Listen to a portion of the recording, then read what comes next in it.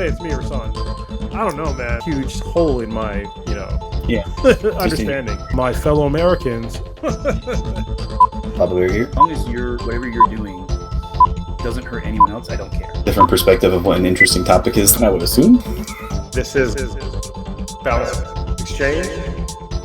All right, welcome back everybody to Balanced Exchange. I'm Papa Bear, and I'm here today with Kr0nus, and this time we're going to talk about marriage and why I'm not married anymore or ever again.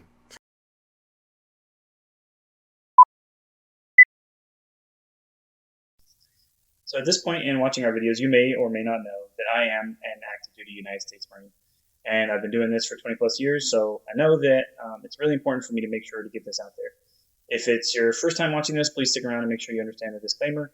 If you've watched a whole lot of our episodes so far, feel free to go ahead and jump ahead to the new content.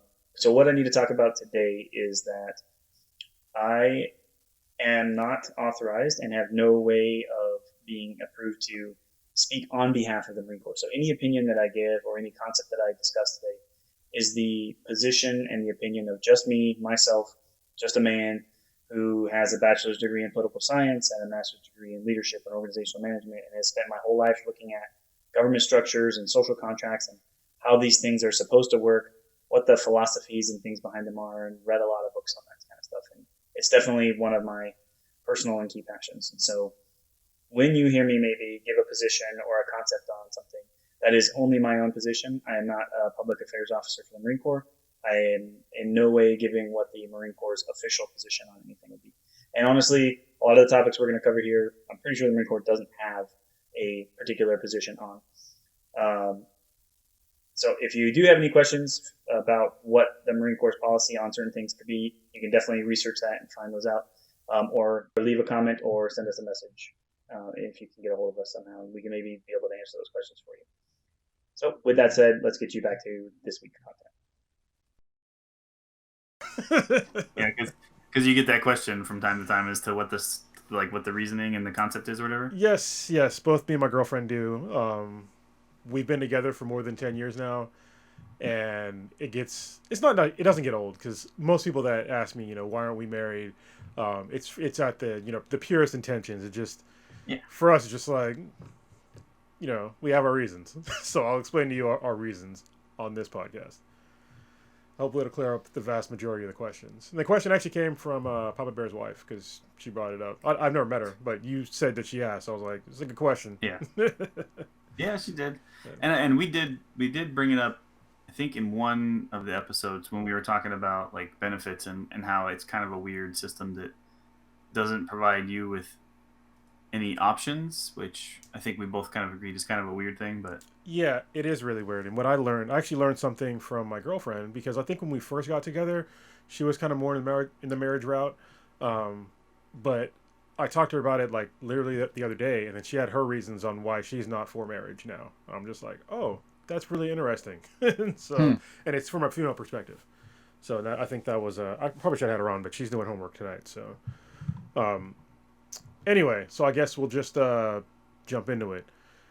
So I've been married before. I was married for about 7 years, and it was okay for about 2, maybe 3. So, and the rest of the time I was not happy. I was also pretty young, so I was in my, I got married when I was 22, I believe, which is, for me, it's too young. I should not have gotten married at 22. I think that most people, if you're going to get married, you should be a fully formed human being, which I was not at the age of 22.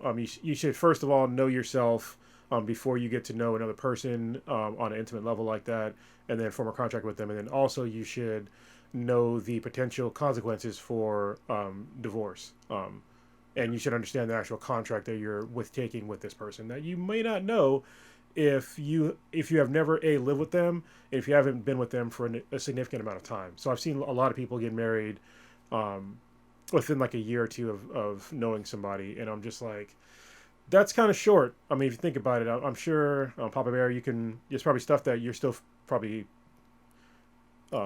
figuring out with your wife, right? I mean, like, we all learn different things as we get older, and I think when you're younger, it's just like, people are kind of sketch when they're younger, me included. Yeah, and I think, so you're more responsible and more capable of honestly entering into it. I wrote down contract because I thought that was an important point for you to mention too. Yes. And I think, as we say, that the general concept for this podcast is a discussion over like governments and politics and social contracts, which is how it does definitely fall into this category where it's like, okay, yeah, interesting topic, and I wasn't one I would have thought we would have talked about, but totally makes sense with your unique take on it and the fact that it still falls into the social contract concept. And so I don't know if you've heard this part yet. So Cindy, like her birthday is exactly 3 months before mine, right? So hers is on the 6th, mine is on the 6th. She is exactly 3 months older than me. We met on her birthday. I was in Pensacola, Florida. I was in school for my MLS school, and my assistant class leader was like, "Hey, the girl that I'm dating, it's her friend's birthday tonight. So her and a bunch of her friends are gonna take her friend out who it's her birthday to celebrate or whatever. Did you want to go?" And you're like, "Dude, single dude, and like you guys we're going out. I don't even have to find girls. Like girls are already gonna be there. Yeah, Done. Yeah, done. Yes, right. So we met on her birthday, and we were married before my birthday. Wow. Yeah, it's a quick turnaround. I mean, it's kind of the opposite of what you just talked about, which is like working your way there. I mean, sometimes it can work. Obviously, it's working for you, and it can. Yeah, and that's what's it's interesting about it is most people they're like, that's stupid, don't do that, there's no way that's going to work, and thought that we would never be able to make it, and that almost 20 years later, it's still working, obviously. But I will say, like, for us, a big part of it, I think, is kind of our personal character and the way we look at these things and treat it a little bit differently. I think that while we were obviously like crazy, madly in love with each other as young people, would perceive that to be, I think we both had this outlook on it too, that marriage is a different thing. Like, there's love and that's important, but marriage is an agreement between two people to work, right? It's a job. Like, you're like, hey, look, I'm going to put effort into this and this thing is important to me, and you have to constantly put work into it. So I think that was kind of like we both knew that and knew that none of those probably are perfect and won't be unless you were willing to work towards that. Yeah, that's really important, obviously. So when you hear me talk about marriage, just understand that obviously I have a biased point of view. So somebody might listen to this and be like, oh, he's just bitter. I'm not bitter per se, but I definitely am biased. I will freely admit that. So if what I say might happen to offend some people, it's my point of view. So, and statistics are on my side. So I'll slowly throw that in there. So we also messed up. Usually before we start getting into the weeds of things, we talk about what we're drinking. And I'm back on my bullshit. I'm drinking alcohol again. So Papa Bear, what are you drinking first of all? So still sticking to primarily keto. I saw that they had a new set of Trulies. I just saw those. Are some tea. It's like a tea plus it's like this one's a raspberry tea, and I also have a peach tea here for afterwards. That was my first taste of it a few seconds ago. Like, it's actually pretty good. The tea is kind of subtle, but there's definitely the seltzer taste, Yeah. And then a little bit of raspberry. So I literally saw a commercial for that maybe 10 minutes before we started this podcast. I am also drinking a Truly. I'm drinking the mango lemonade. I don't have the can with me, but with vodka added because that's what I do. And I'll probably have a beer in a little bit. Oh, nice. Okay. I may too. If I go through these two and go to something else, I may grab I think I have a Michelob Light or something that's ultra light or something. I was thinking about that. I kind of want to. I may have done those in reverse so I end with the sweet, but yeah. Well, yeah, I had to. Go ahead. I had an idea for another startup that we should maybe do each time because I'm realizing we're both kind of like this, and I thought it might be a good topic. Now I'm kind of putting you on the spot though. It's all good. What are we reading? Because we both do a lot of reading too. I was kind of interested in maybe because this would offer an opportunity for our audience, and I think we both do this. We exchange books a lot of times. You mentioned one and I immediately downloaded, and I mentioned one you immediately downloaded. So it's kind of an interesting dynamic that I found that I've been thinking about it this week, and I knew it was gonna be on my mind, and I'm hopefully not gonna bring it up during our actual discussion because it's not on this topic at all. Yeah. But I thought it was one you'd get a kick out of if you haven't already read it. You may have already read it because it's a topic we've kind of mentioned before. What is it? So it's called Rise of the Warrior Cop. Oh, that's a great one. Yes, I have read that one. Okay, I thought you might have. So it's I the think I might have author recommended it. is Radley Balko. I'd never heard of him before. Yeah. I've been into it, and yeah, it's definitely one I thought you would be interested in if you hadn't already read it. So Yeah, that book is about the militarization of police and yes, how messed up it is. So if you ever see like this is one of the things I have a lot of police friends, and when my police friends or people in law enforcement, not just policemen, I have sheriff friends too. When they tell me that they don't have the budget to do certain things, meanwhile they have tanks in the department, I'm just like, why is that? Like you have a budget for a tank, but not to train yourself on basic self defense.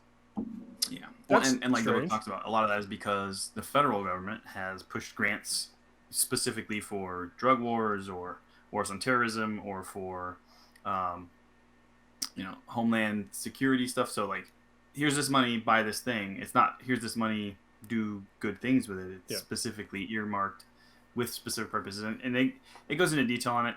And I think the problem I'm having with it is more than anything like the repeated stories of, oh, here's this occasion when this raid went into the wrong house and potentially killed somebody, or I'm just like, oh my gosh, it it's happens a lot. Yeah, it's unfortunately.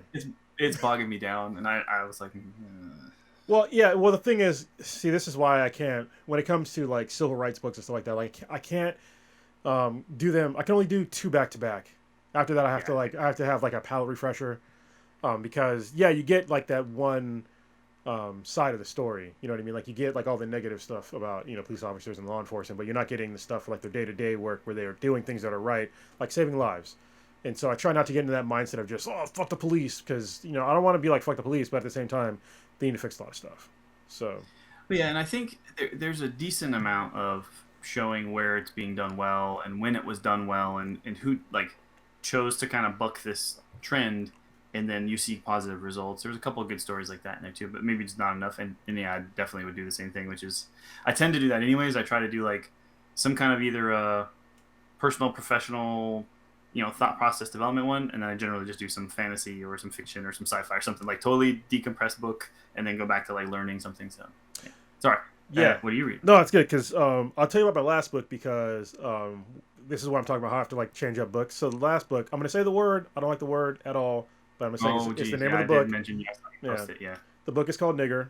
So I rarely use that word, but it's a basically a autobiography of Dick Gregory, and it's a really good book. But because I read that one, I had to go to like my palate cleanser of like Jesus Christ. So I get like the proverbial cloud over my head with stuff like this.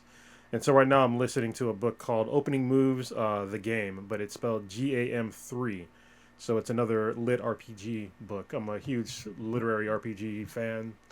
So they're like if you think of like romance novels for females, like lit RPGs are like my romance novels. Like I pick up all the time. I read a whole bunch of them. Like that's what I'm constantly listening to. Yeah, I Besides, think I have one downloaded that you recommended as the one to start with, and it'll be next on the queue, I think. okay, yeah, it'll be different. So they're fun. Mm. They're fun. Anyway, back to the topic at hand. And so yeah, we'll keep it in note next time what book we're reading because I'm pretty sure we go through at least one book a week, both of us, right? Pretty darn close, yeah. Yeah, yeah. Well, especially depending on unless unless it's unless Brandon Sanderson. unless it's Brandon Sanderson, Yeah. it's like weeks. Yeah, they take a It's long five time. books basically. Yeah. So both of us we listen to our books through Audible for the most part. Yeah. And so when we listen to a book, some of them are extremely long, but other ones are not.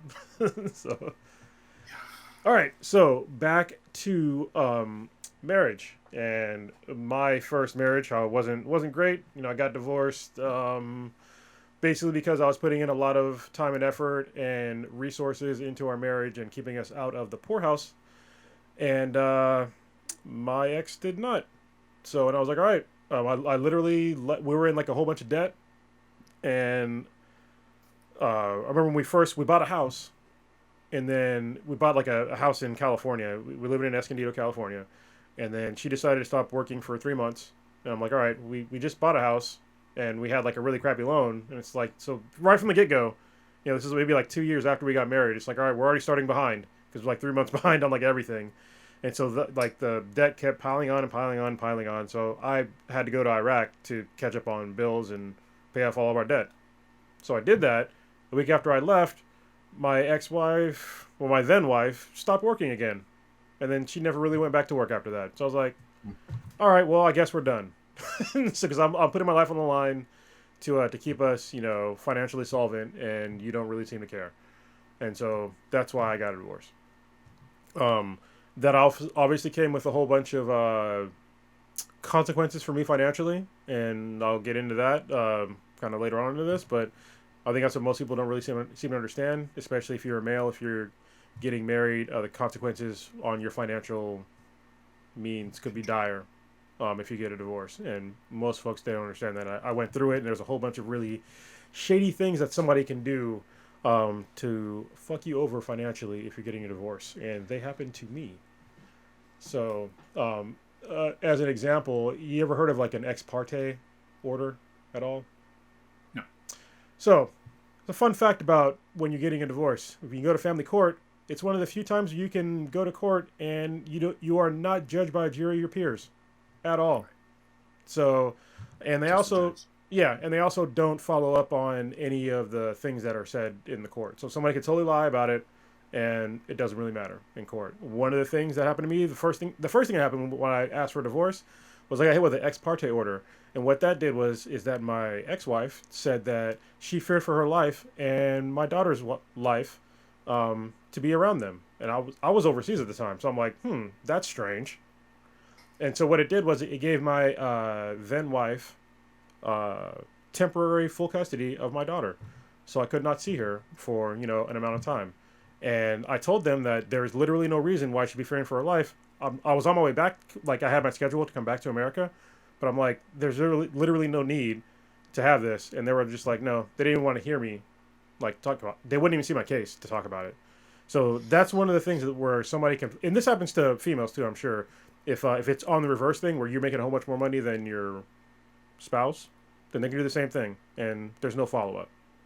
So that was a huge issue for me, having to deal with alimony, because when we first got our divorce thing started, all she wanted was child support, and I was like, that's fine, But I was trying to go for a joint custody. But I'm like, if you want child support, if I lose this case, it's fine. I'm gonna be, I don't have a problem with financially helping out my child. Like nobody should. A year, and she said she didn't want alimony in the beginning. Well, a year and a half after that, this is how it took me over 2 years to get divorced. Because they did all these weird procedures where they could just keep pushing the date back. I literally had to fly to Michigan from California on more than one occasion, only to be told that we're not going to see your case today. Total waste of money. A year and a half after we got our divorce, she decided she wanted alimony. And I had my lawyer ask her attorney, like, why is she asking for this now? She said, because she had nothing to lose. I was like, okay. So I literally showed the judge why I could not possibly pay alimony because I lived in California, not in Michigan. And because I made, X amount of money in California, it's not the same as living in Michigan. I have way higher cost of living here. And they didn't care. They made me pay it anyway. And so I had to pay an extra $24,000 in alimony when I did not have the means to do so. The way that I ended up having to do it was me and my girlfriend moved in together, because there was no way I could live in a house in California having to pay that much extra money on top of everything else. So those are like some examples that I have in my own personal life of the dire consequences of marriage. And people are probably thinking, well, not everybody gets divorced.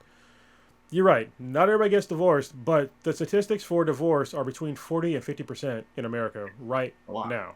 Yeah, it's extremely high. And I think that most people that go into getting married, they don't understand that the divorce rate is so high. And it's for whatever reason. Especially if you don't have kids, it's higher. If you have kids, it's a little bit lower. But if you have kids, or if you don't have kids, it's higher than that.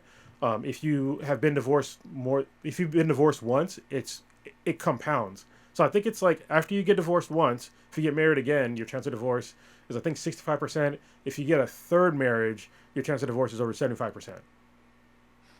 Those are the real statistics.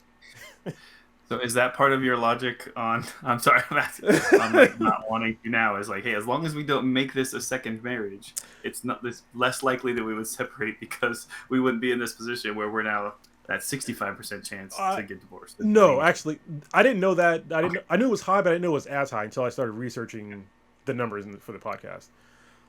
My actual reasons to not get married is because it injects the government into your relationship where the government doesn't really belong there.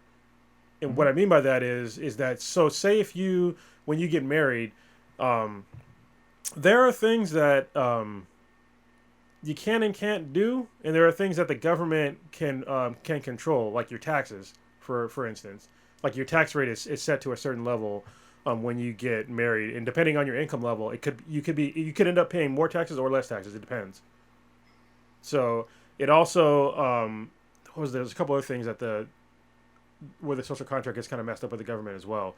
When you get divorced, if you get divorced, the person that makes more money is automatically disadvantaged than the person that makes less money, and that's just automatically across the board, whether you're a man or a woman, and it should not be that way. And traditionally, this is something that I learned from my girlfriend that I had to look up, but women were, actually I sort of knew this anyway, but women were traditionally thought of as property by the U.S. government and by pretty much any government. And if you go to like the history of marriage, you can go back to biblical days where there's literally verses about women being property. So I'll let some of that sink in. What are your thoughts on the things that I've said? It's kind of condensed. So, it's like the last piece there, I think obviously deserves its own discussion too. But because you got arranged marriages. Yes. You got like even the tithe piece where you're like the bride's father like owes like because like you're taking her off of their hands or something, like it's there's a whole lot of historical things there that you owe them livestock or something like that. Tie into weird traditions. What's that? You owe them livestock. Yeah, that's notes, traditionally what it was. Yeah, it's kind of crazy that stuff's still there. So I did take a couple of notes while you were going. So you mentioned debt and you mentioned like money, and I know that most marriages, the if you go and you look up like the end in divorce, the two biggest things are money problems that are cited, or some dishonesty or mistrust or cheating or something along those lines. Yeah. So I kind of lumped debt and money together, kind of in my note. Yep. But then the other being a dishonesty kind of piece. But yeah, I think that the money thing is probably almost always. I think it would have to. That it's the more predominant one. I'd have to double check, but I'm 90% sure that that's the case. I'm pretty sure it is too. Yeah. Yeah. And that kind of takes both people being willing to discuss it, right? So I think even money, when it's cited as a problem, is actually a result of communication, right? Yep. So it's a failure for the couple to communicate what their concern is and then have a care about the other person's position and what they're communicating. Because I was the other person in your scenario where at first we were really strapped still too, right? We were Lance Corporal with a baby, wife trying to go to school and like work kind of at the same time like she had been used to doing, and still trying to make that work in San Diego is hard, right? It's expensive there. Lance Corporal do not make a lot of money, but I would still buy stuff. Like I wasn't doing I was never. So I had two things going against me. I had never had money, right? So we were very, very, very like had nothing growing up. So then to suddenly have had money and a steady kind of income thing that I had going on, I felt like I could just buy stuff if I wanted to. Scarcity mindset. And so I had this hard time really keeping track of what I was spending and understanding like what my like responsibilities was in this. So, it took my wife addressing it and saying like, hey, this is a problem. We need to figure these things out. And then for me to also be concerned enough about her concern about it that I did, I did something. I was like, okay, well, let me step back and figure out where I can and can't spend money, and honestly like have to stop and like not like in a way of like asking permission to spend our money, but hey, does this make sense? Is this a purchase that I should be making right now? Because I feel like I could, but I'm comparing things and in my head it makes sense, and a lot of times that's fine, and other times like no, why? And I have to think about it a different perspective on things because I just didn't have a good perspective. And so it was that I think we never talked about it. Like that wasn't something that was a thing we said is going to make this marriage work, but we both just kind of inherently, put effort into making sure that we were making accommodations for each other, and that's what's made it work all these years. Is putting effort into trying to make the other person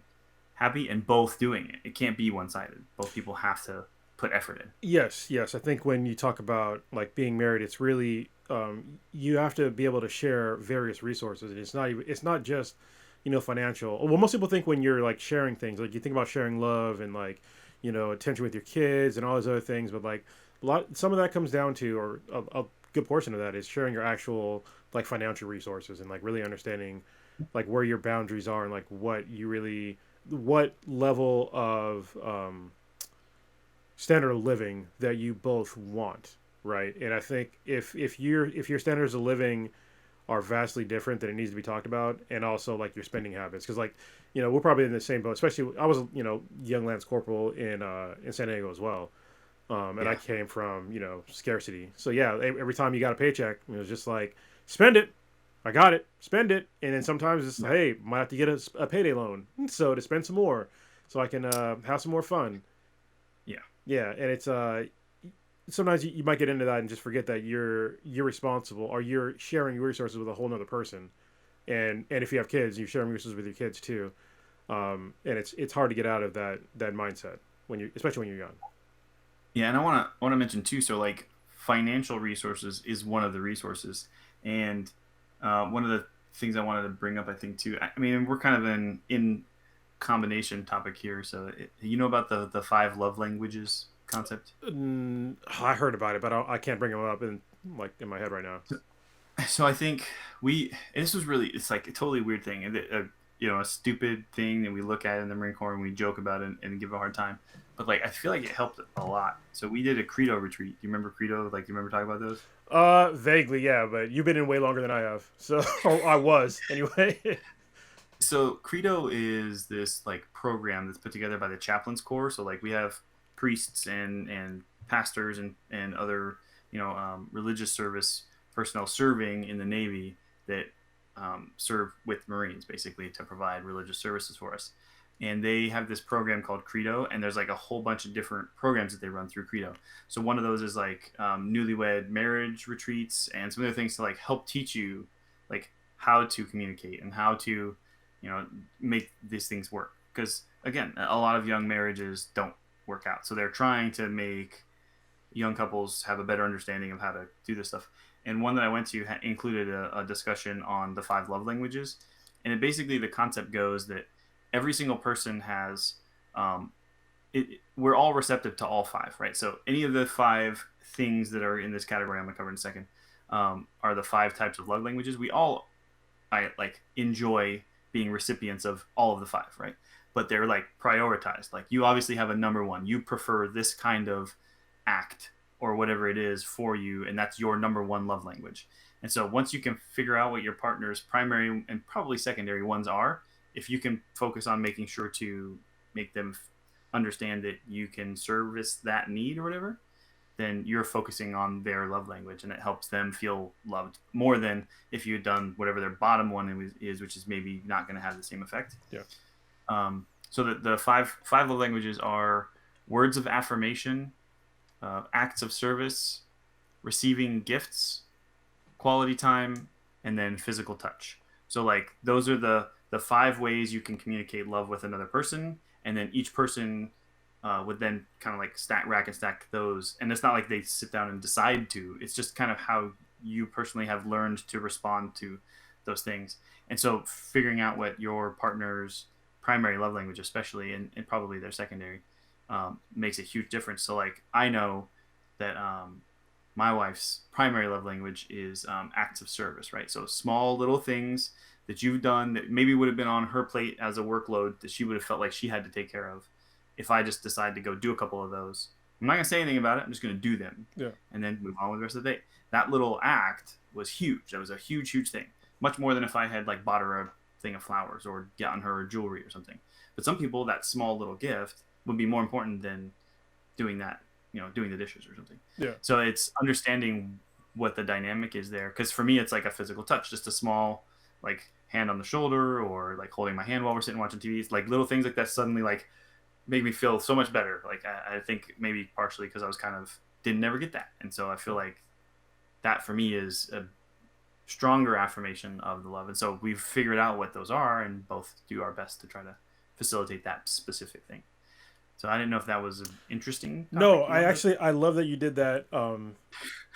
Like this is going to be like a way better podcast because I don't want to be like totally negative about it, because obviously from my point of view it's going to be some negative shit. So thank you for like leveling this out. That was awesome. Yeah, I was going to bring up too, like in the military, like I'm glad that, you know, the Kr0nus. So when I was married, I was only in the Marine Corps after marriage and at home for only a couple of months. And then I got out, so I never went to Kr0nus. I heard about it, but you know, not a lot of value there. But also, I think there's a problem with. I didn't look up the military stats for marriage, but I'm sure they're way higher than 50% as far as like divorces go. I'm thinking about people that I know that were in the military, that have been divorced, and it's extremely high. So that you probably validate that. But so thank goodness you're still married and happy. But I think that one of the problems is like when you're in the military, is first of all you're financially incentivized to get married, and I think obviously it kind of needs to be there right now because most people, you know, below a certain rank, they are below the poverty line, so they need a way to like really raise a family. But I think if we're gonna do that in the military, there needs to be like some criteria of, hey, like, are you really ready to get married? You know what I mean? Instead of just, I'm gonna meet this chick out in town, know her for like a month or whatever, and then get married because I can get paid more to live out in town. It's just like, I've known so many people that have done that, and it ends horrifically. You know? It does usually, yeah. So yeah, go ahead. So generally, like, it's generally frowned upon. Like, you're not supposed to just go do it without counseling. So like even our situation definitely was not appropriate. And they were pissed, right? Like that I went and got married and didn't ask and didn't tell me about it. Oh, and our first PCS move was a total clusterfuck. So like, so on PCS is when you're moving your just so people, not everybody's in the military. PCS is when you're moving from one duty station to another. So you're picking up all your shit and moving. Yeah, permanent change of station. So we were in Pensacola, Florida. We got married. She's from Gulf Coast, Alabama area, not far down the road, right? And so we decided we were going to do a Diddy move, which is a do-it-yourself. They call it something else now. You have the option to just like, hey, you can move all your own stuff. And generally people tell you can make a whole lot of extra money if you do it that way. Only if you don't totally screw it up. So with that, you know, brand new Lance Corporal with no idea what the hell he was doing, I screwed that all over the place. So we rented a U-Haul in Pensacola, Florida, loaded up our tiny little crap apartment, which didn't fill a quarter of this U-Haul because I picked the wrong U-Haul and got the hugest one possible and only filled up this tiny little amount, which meant totally wasted money there too. And right? It's bad when you actually move it because like everything moves around because it's a bigger. Yeah. So, and we're towing a car, so we towed the car behind it, put our dog in the car. So we're driving from Pensacola, Florida to San Diego, California. Jesus. So they plot out the miles, tell us how much it should cost. While we're driving across, which Texas takes 4 days to cross, which is ridiculous. No one likes Texas, but we get to like most of the way over here, and we're like, hey, it's not far to the Grand Canyon. So we decided to divert just to check out the Grand Canyon. We've never seen it. We're over to check out the Grand Canyon in December, and the only pictures I've ever seen in the Grand Canyon were a desert. Oh, it's covered in snow. Like, it is deep snow. We get stuck up there at the Grand Canyon in a U-Haul with a tow trailer in the snow, stuck in the snow. So I'm at the Grand Canyon. We get to see the Grand Canyon. I mean, we're stuck. So I'm like, well, let's go look at the Grand Canyon. We get to see it. I realize there's a stables right there. So I go talk to the people at the stables because I did a lot of horse stuff when I was growing up. So like they help us get unstuck. So then we drive and go like stay at a hotel and park the U-Haul, drop it off. So the plan has always been, and I talked to the U-Haul place in San Diego, I'm going to leave the U-Haul here at your U-Haul place, take the trailer off, take my car. We're going to drive to Washington, I'm going to come back, and then we'll unload the U-Haul at the apartment. And so that's fine. That was a part of the plan. I had expected to pay that. So it wasn't until we got back from leave and like they checked the mileage and everything, like, you went way over what your estimated mileage was because we went to the Grand Canyon. Yeah, that's what I was thinking. Yeah. I had to pay all this extra. Yeah, definitely did not make money. But the biggest thing was I go and I finally check in after taking all the leave that I've done, and my staff sergeant, brand new Lance Corporal, right? Staff sergeant's like, hey, let's get you over to housing so you can check into the housing office and get on base housing. I was like, I already have an apartment. What are you talking about? I'd already signed a lease. We already moved all our stuff in. He's like, you are not supposed to do that. That is not okay. Yeah, You're you have supposed to to get go to approved. housing. They're supposed to get you a house. I was like, look, I'm sorry. I've always just done everything myself. I've never had the system take care of things for me. So I did not know that that was a thing. No one ever told me I have to come here and check in first and not get an apartment. No one told me that. So he was mad, and like housing had to get me a like waiver and all stuff. Like I totally screwed that thing up. Wow. That's amazing, man. They do not want you to do that. It is very, very frowned upon for you to just like get married without really understanding what you're getting yourself into. I actually just the other day had a Marine in one of our classes come up to me and is like, hey sir, so between school and going to my first duty station, I'm taking 10 days of leave and I'm gonna get married. How do I get my wife at that time on my orders? I was like, do not do that. Yeah. This is what I'm going to recommend to you. Because you're trying to do that in a move thing, it's going to screw stuff up. Go to your unit, check in first, tell them you plan to get married, and then go on leave. It'll make things much easier. Like you can then do a tour conversion, change stuff there locally. Like it'll be easier. If you try to do that somewhere in the middle, nothing is going to go right. It will be a much longer, painful process to fix. It'll be much easier if you plan it out with your new unit when you get there. Yeah, I remember. So this is my. Oh, okay. He was clearly sad. I was like, look, just trust me. I know you don't want to hear this. You just need to wait 10 more days. Go there first. Like, if you're not planning some huge celebration wedding and family from all the countries come in, you've already spent $10,000 on it, push it off a couple days. Like, just hold off. So me and my ex-wife, we got married. She was pregnant, and we were just like, all right, we're gonna get married. And we decided one weekend because I was already attached to the Mew, so I was like, there's no way you can get off of that shit, really, especially not for. Right. Yeah, so I was just like, I have to go. So we're like, all right, well, we should get married to like get things taken care of, to make sure everything's like together. And one weekend we just drove to San Diego, and not San Diego. We drove to Las Vegas, and we got married. Like literally, so I have this old car. It was a 1987 Nissan Stanza wagon, 4-wheel drive, and the starter was out for like a year. And so I have to park on hills or push start it or just leave the car on because I had 2 keys. And so literally we got married while my car was still on in Las Vegas, and we drove back the same night.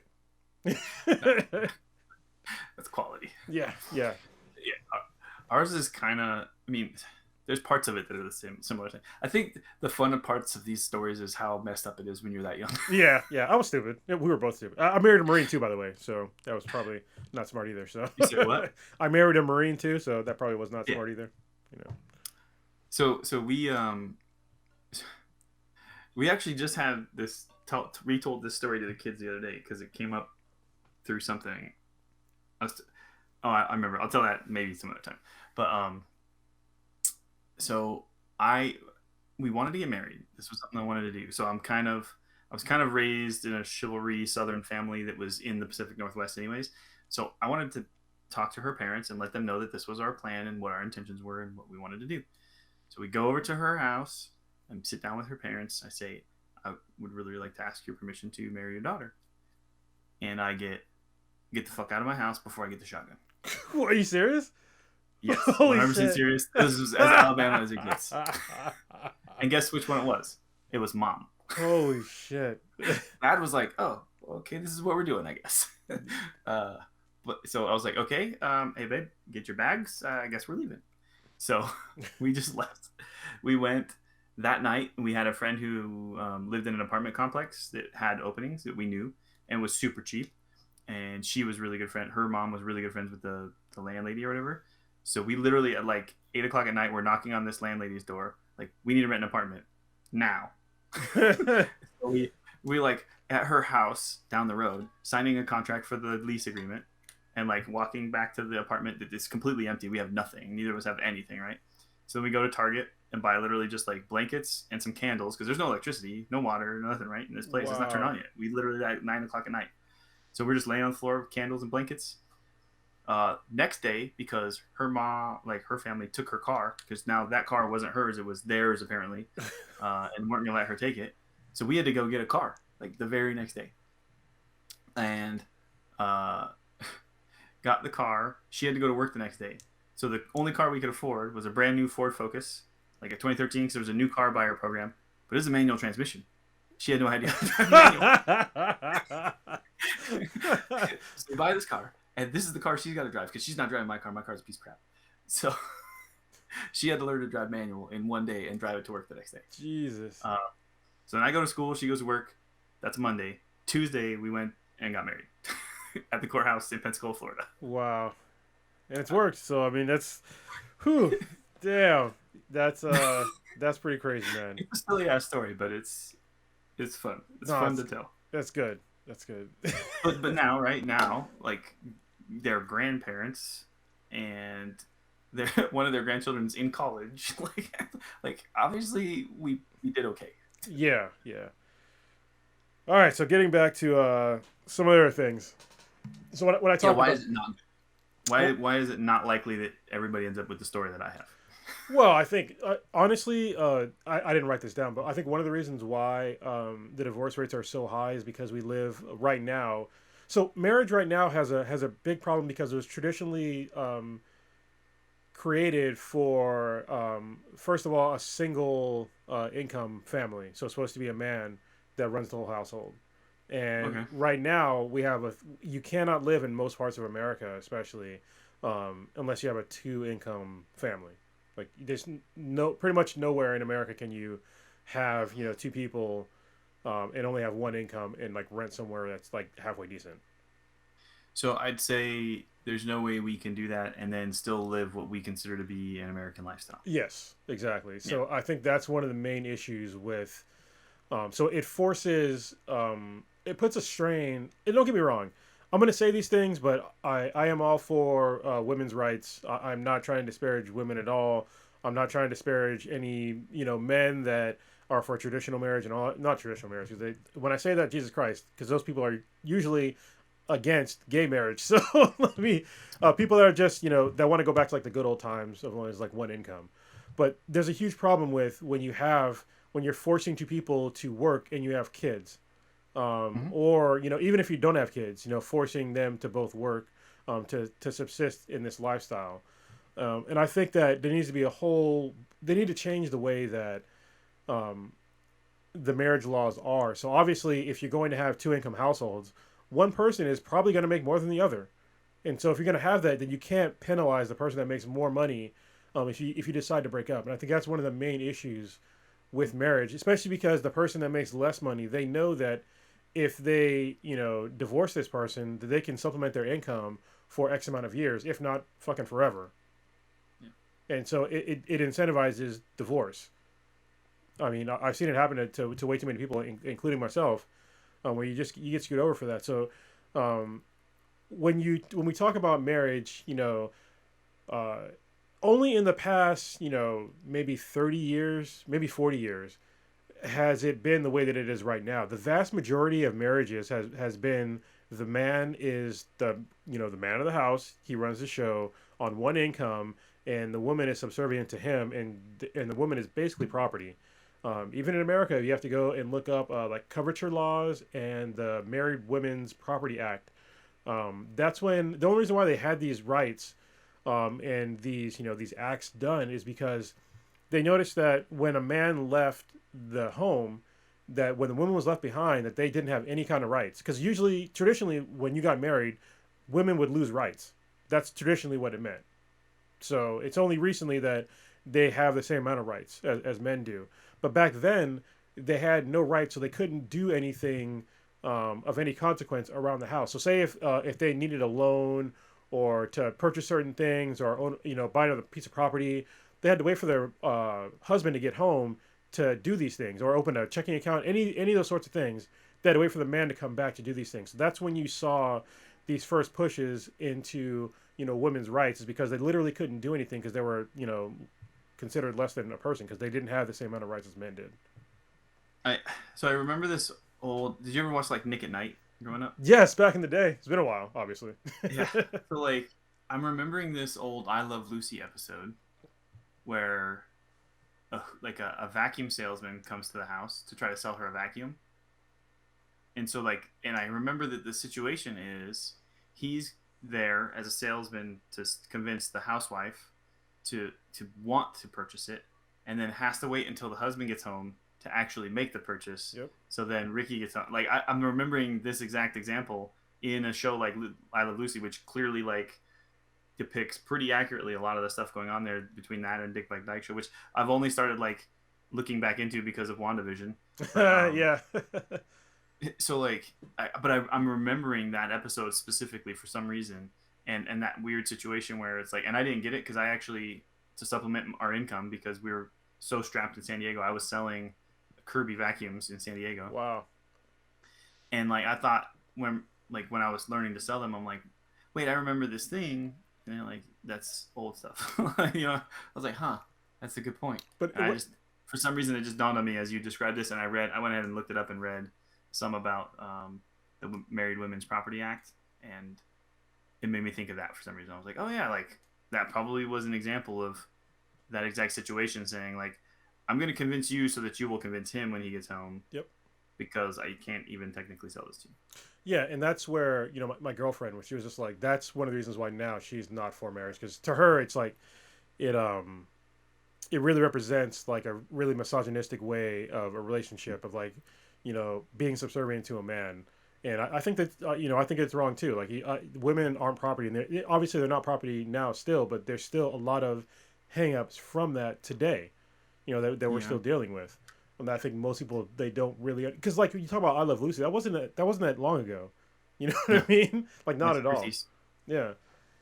So yeah, which like I said, it's still carrying over into today. And when you see, and especially when you look at, it works both ways against men and women. Because if you look at a woman that makes a lot of money and the man doesn't, most people in society, they look down on the man for not making enough money. You know what I mean? And then when you see a woman that makes a lot of money, they usually think of that woman as a shrewd person or some sort of derogatory term to reference her because she makes a lot of money. But it's just that's just the way society is, but it's the super sexist ways to really look at these things, where I think that these things need to be eliminated. But it needs to, obviously we need to evolve as people, because not enough time has really passed for us to really get through this. You know what I mean? Because when we talk about the women's suffrage movement and stuff like that, that was what, 60 years ago, Yeah. And women's rights movement, all that stuff. It's not that long ago. So I understand that there's it needs time to kind of percolate into society, but I also think we still have a kind of a long way to go, because we still have these legacy ideals and constructs that are still detrimental to our society. Yeah, and I think there are indicators that things are changing, and what I'll tell you too is if you spend enough time in the military, if your wife works and makes plenty of money and you're ready to retire, I am excited about the idea she's gonna make a lot more money than me. Yeah, I mean, honestly, if my girlfriend, she makes a decent amount. I mean, not more than me, but I don't give a shit if she did. I wish she did. Shit, If it made the family better, I don't care. And I think part of that is we're probably the front edge of the generation that will, because I know technically I'm the very last year of or the very first year that counts as the millennials or whatever, but I also think that probably is a key indicator too, that we're probably the very first of a certain age that are gonna be receptive to these concepts and start seeing that and wanting to agree that that's a good thing. Yeah. Because we don't have as many. Well, I'm not. I mean, I'm a Gen Xer. I'm just a little bit older than you. Yeah, because you're a year or two older than me. Yeah, it's fucking weird. But you're not. You're. I was born in 1981, so I think 1980 is the cutoff for Gen X, and then 81 being the very first year that's considered millennials. I'm I don't necessarily identify a lot with what people consider to be millennials, but I think either. Also what we consider to what memeology considers to be millennials is a generation beyond the actual millennials, which is funny. Yeah, well, I think if you remember a time in your lifetime where the internet did not exist, then I don't consider you a millennial. Or if the sound Yeah. Means anything to you? Like when that happened on WandaVision, me and my wife were like, oh, my dad was like, what? What What? is what? I was like, Yeah. yeah, if you know what that is, right? Then that's yeah, Yeah. agreed. If you Um. drank water out of the hose growing up, Yeah, a whole bunch of things. Yeah, because my girlfriend's in the same boat. She was born in 81, I think. But yeah, 80 or 81. But yeah, same boat. You know, she like we're still the same generation. So, what was I gonna say next? number two. Okay, so what's really weird for I think most people, with me and my girlfriend especially, is because we have kids. Well, we have a kid together. Obviously, I have a child from a previous marriage who's an adult now. I mean, she's 18 years old, but we also adopted a daughter who's 4 now, and so that is odd for a lot of people. It's like you got kids, but you're not married, and look at it super weird because of that. And it's like you don't need to be married to have kids, you know. It does get into some issues that I'll talk about in a little bit, but as far as like raising kids, like it's not hard to raise kids and not be married. It'll be maybe socially awkward for her explaining it to other kids, but I remember a couple of weeks ago, like Why? my daughter asked us, like she was talking about marriage. I'm like, well, you know, me and mommy are married, right? And she's like, yeah. And to her, that's just normal. So I was like, all right, good, because like we're not doing it. So Yeah, because I think so. I don't think it would until much later. Like yeah, so, right now, as old as she is, the only description she'll ever use for her friends for you all is mommy and daddy. It's yeah, never going to be anything other than that. yeah, And until much later, would it ever like probably middle school, maybe at the earliest, in high school, most likely, would it start becoming a thing where it's like, well, it's this weird situation because they'll have real conversations instead of the stuff between what they're actually interested in. They're going to talk about their life externally at that point. Even at 10, Addison's 10, like that's not something that I think is a key topic. She's a little bit of a weirdo because she's much more mature for a 10-year-old than most are, just because she had. So we have a pretty big gap in ours too. So, but maybe yours is big enough too that they're so separated from each other they don't ever see each other. But like, yeah, so Logan was 8 years older than her, so for them there's a pretty big difference. So by the time she's like 8, he's 16. So you have a teenager there when you're like at an age where you're starting to kind of like get interested in adult type things or whatever to directly connect to and see and act like. And so she definitely is far more mature than most 10-year-olds. Although I will tell you, like they're teaching sex ed stuff in 5th grade right now. wow, yeah, Like she's having Cindy's gonna have to do that like next week. She had to do her intro class this week, like what she's supposed to teach. And I'm like, geez, in 5th grade? I don't remember that. I don't remember that being in 5th grade. I can't. Well, that's a long time ago, but yeah, I don't remember when exactly I was taught. I know I definitely saw porn before I saw like I was in sex ed class, so you know probably too late then I guess because I knew what it was. Yeah. Because it was Maybe like maybe that's why. Maybe they're realizing maybe it needs to start a little bit earlier. yeah, well, especially now with the internet. I mean, Jesus Christ, you can get to porn so easily. Like for our generation, to find porn, you had to find that shit in a bush somewhere. You know what I Magazine. mean? I was in a magazine.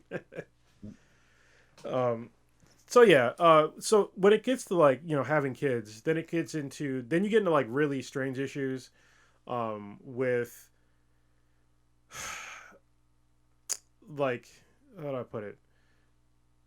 How do you really share certain other resources like not being married? I think most people kind of take these things for granted, but like having just things that are simple like putting somebody else on your health insurance. You can't do that if you're not married, like at all. Yeah, if you're Um, not like connected in some way, like it's not your dependent or child or something like that. Yeah. yep, and we can't. Obviously, I can't on my taxes. I can't claim her as a dependent. I can't take the what might be positive financial gains from being married, which sometimes you don't get those at all. Sometimes it's a negative effect depending on your income levels. Um, and so that to me is like the biggest reason why I considered marriage, even to like to this day. Even though I Mhm. don't ever want to get married again, but it's also I want to be able to share my better benefits with my girlfriend, but I really can't. So my girlfriend, quick backstory: my girlfriend has had she has a congenital heart disease. Actually, two of them. She has a ventricle septal defect and tetralogy of Fallot, and so those are pretty serious heart conditions. And she's had to have 3 open heart surgeries in her lifetime. she's likely going to have another one, before she leaves the mortal plane. So, uh, one of the things that I really do worry about is that she has some sort of heart issue, um, and they drop her from her medical insurance, or she can't work, and then I can't easily get her on my medical insurance because we're not married. And that is a serious concern for me that I don't tell her a lot about, but sometimes it keeps me up at night. I'm just like, what if this should happen and I can't get her under my insurance? Like, we'd be pretty fucked. Um, and I looked up even like early on when we first started dating. I was looking up, well, how can I share my benefits with her, without being married? And so you have two options, and there are two options that we don't qualify for. First is if we're over the age of 65, which I'm not that old yet, and the second one is if we were same-sex marriage, and that's what's it's a civil union, and you can't have a civil union unless you meet those two criteria in California, and I think the vast majority of the country. Is so your example of over 65, is that still considered civil union? Yeah, because you can be over the age of 65 and not get married and just get a civil union. It's basically marriage, but it's like marriage light. Yeah. Well, that's what I wrote down and was like the note I was going to want to talk about, and we can just go right to it, which is it seems like there needs to be an option for like some other kind of legally / formally recognized union that doesn't have the other same legal ramifications, that go along with marriage potentially, like an agree like I don't know. It seems like some of those other systems should be able to allow that, um, understanding between two people, but doesn't tie you to the parts that you mentioned that are the bad ones, which is the ability to like take stuff from that other person in the event that you choose to end that contract. Yeah. But at least while you're there, like it should be something that says here's the benefits that you could get or things that you could share, and in the event that you end whatever that contract / relationship is, it simply just terminates those other relationships. Like say you were able to have this make believe contract we're coming up with, and that allows you to then put her on your insurance. So then in the event that you want to separate this other legal contract and aren't going to now be together, then all it does is say, you do need to end this other thing, which is providing her with insurance coverage. Yes.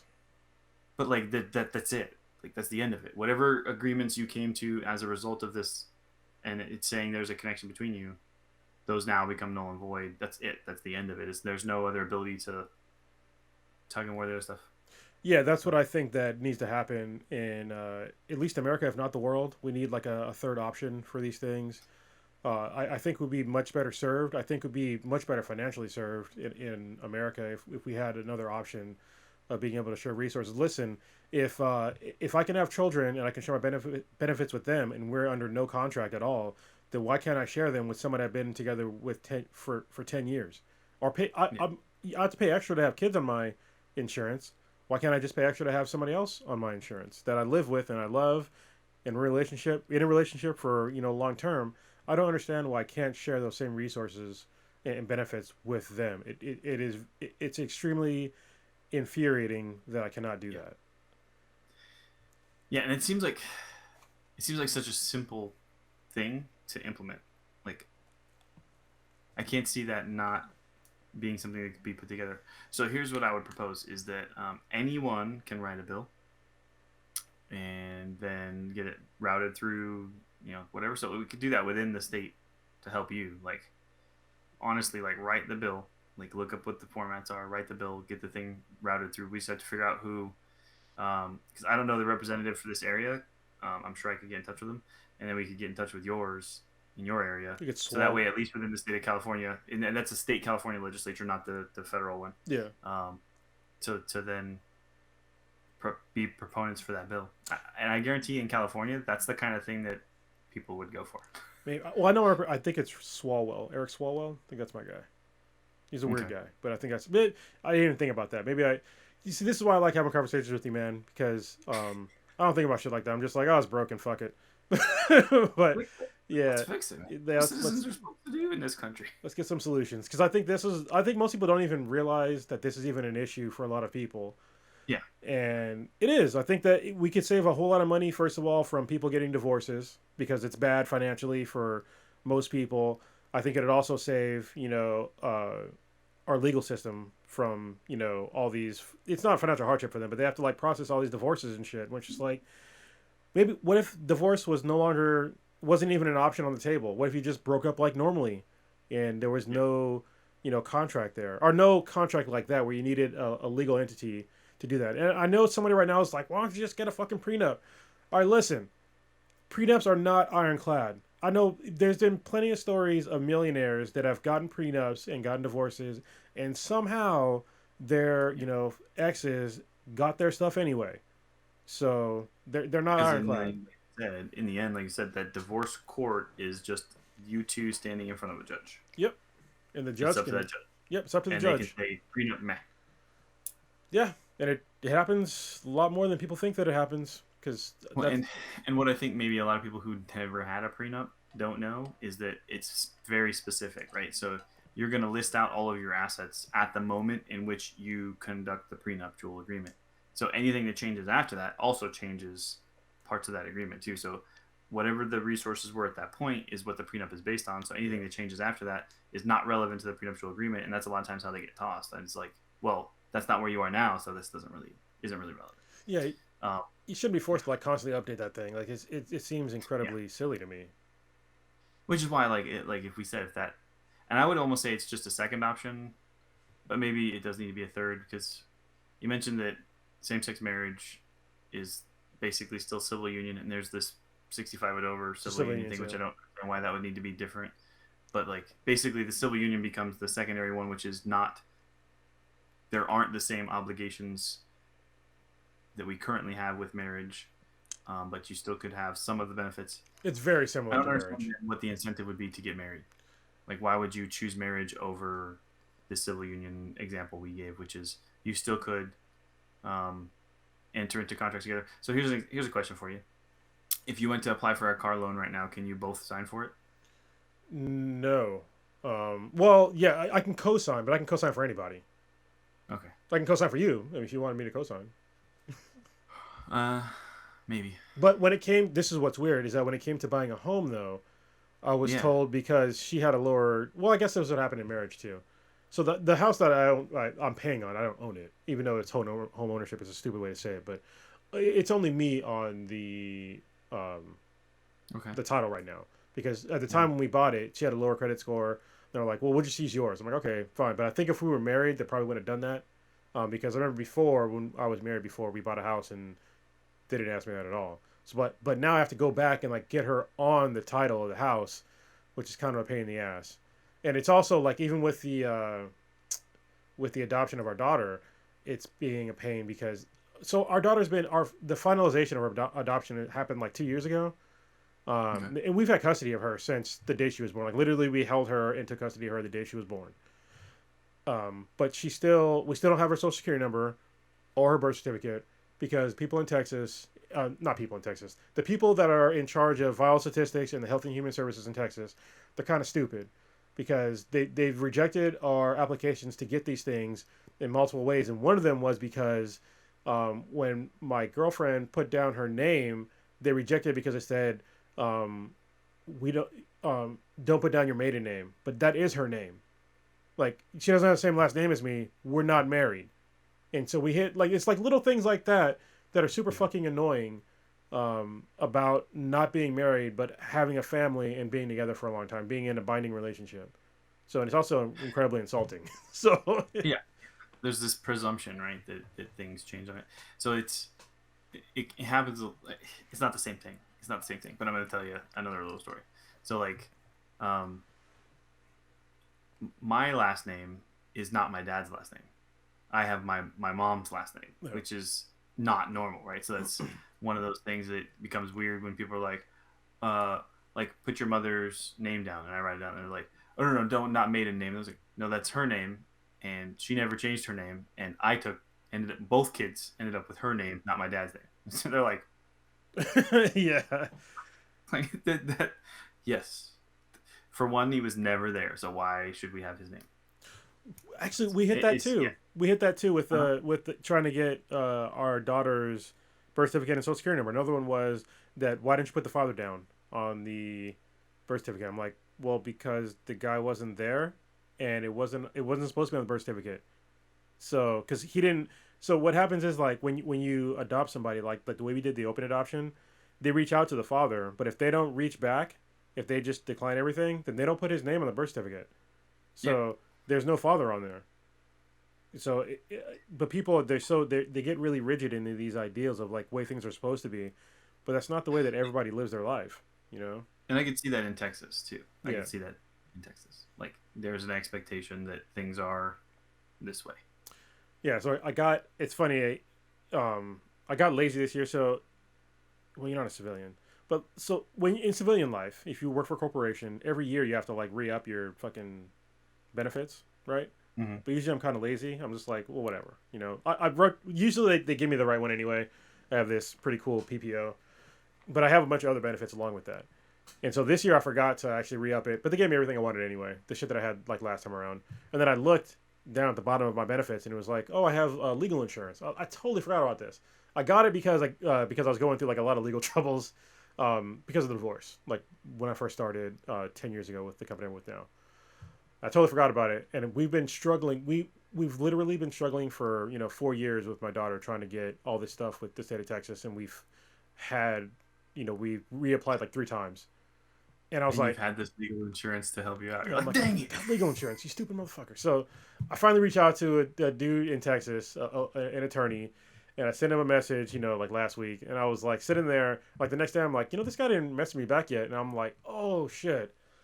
Texas is half frozen right now, or it's almost all frozen right now. Like I'm like, all right, I'll give this guy some time, and then like guy messaged me back like literally like 30 minutes before the podcast, and he's like, sorry for the delay. We've had inclement weather here. Call me back tomorrow. I'm gonna call him tomorrow, but like, hey man, it's okay. We can reach back another day. I understand that Texas is frozen, so It's a very subtle way to say it. yeah. I understand you're going through some shit. Friends... Oh, go ahead. What? No. Go ahead. I had some friends post so the two big things of this, most people in Texas aren't used to that level of cold weather. No. And then it's causing huge power outages at the same time. So like there's gonna be some people, and I told my wife too, I was like, I think there's a really good chance that there's at least a handful, I would bet a handful if not more, people die from the cold. Well, they already have. Because they don't know, and then their power goes out and they have no idea how to respond to this. And yeah. So I talked about it on my last Black and the Black House Infinity podcast, but I think what people don't really understand is that where you live in the nation, there's like different building codes, and that really Which makes sense. I want to point that out. That totally is legitimate. It's fine. Yeah. So obviously the building codes in like Michigan or Alaska are going to be vastly different from California or Florida, for a bunch of different reasons. Obviously the cold is a major one, so. Earthquakes in California is another one. Like like the California earthquake code stuff here is significantly more rough than it would be in Colorado. Yeah, we have very few brick buildings, for example, if any at all. Like they might have a brick facade, but they definitely ain't made out of bricks. So for Texas, they don't have the same sort of insulation in both the buildings, the electrical lines, and the sewer lines and water lines to withstand freezing cold temperatures for any amount of time. But the problem is that their governments had warnings about this more than 10 years ago, but they did nothing about it. So I was actually there for like the last freeze over in Texas. It was like, I think it was like 2007 or some shit like that. I flew out because I was working for Dell and EMT at the time, and it was on my way to like onto some gig. Actually, no, it was a job in Austin, Texas, and I had to do some training at Dell headquarters. And when I landed, there was like 2 inches of ice on the ground, and I was like, what? It was in Austin, Texas. And so they had a warning back then on like, hey, it can freeze here. And people in Texas will tell you, sometimes it freezes here.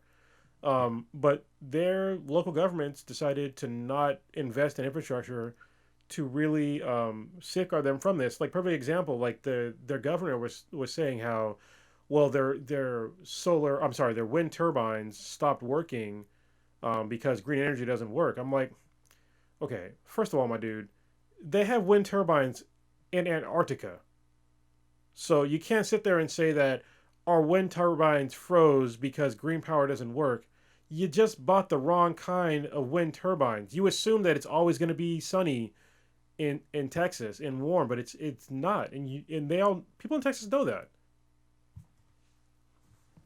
Yeah, so it's like, I don't know. So we spent the last 7 years in Okinawa, Japan, and so when I look at building codes in like Gulf Coast, like cities, like so Pensacola, New Orleans, like things that they do, I don't get it because Okinawa, Japan gets hit by really, really hard, super crazy typhoons, which is the same thing as hurricanes, just Other side different of the hemisphere. other For some other reason, it's a ocean. different name. Yeah. Yeah, but like we would get slammed by crazy tough like typhoons, and nothing breaks, no buildings fall down, no one dies. Like water gets in some stuff, cars might flip over. We had some cool videos of like cars in a parking lot all sliding like up against each other against something like well you can't do anything about that, but none of the buildings ever have problems. Yeah.